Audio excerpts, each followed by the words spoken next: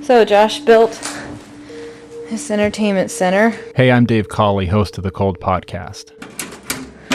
So, CD or DV, I don't know, stereo system. Josh Powell considered himself a master woodworker. His magnum opus, this entertainment center that he designed himself, as you can see from these crude blueprints.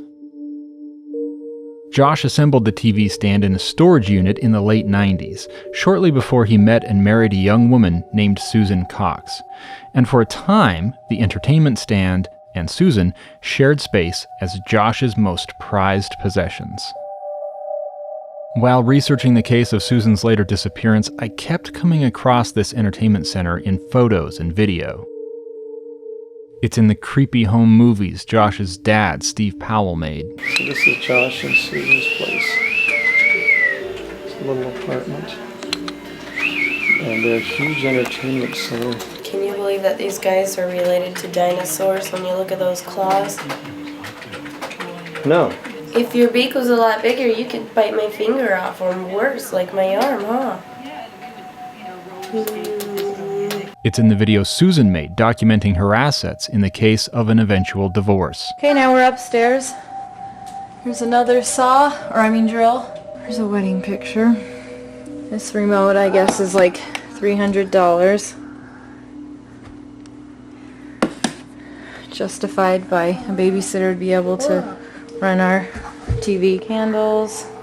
That was a gift from Josh. He made the vase and got the vase and made the flower arrangement. It's in the photos detectives took inside Josh and Susan's home in Utah the day she vanished. And Josh took it with him a month later when he moved out of that house, going back to Washington to live with his dad. It turned up there again almost 2 years later when detectives raided Steve Powell's house with a search warrant.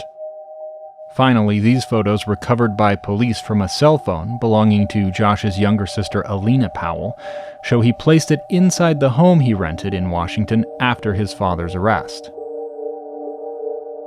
This house is where Josh ultimately murdered his sons and killed himself.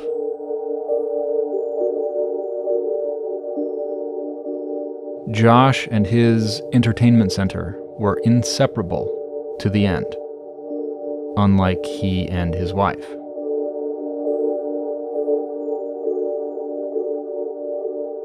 For the complete Susan Powell story, download and subscribe to The Cold Podcast.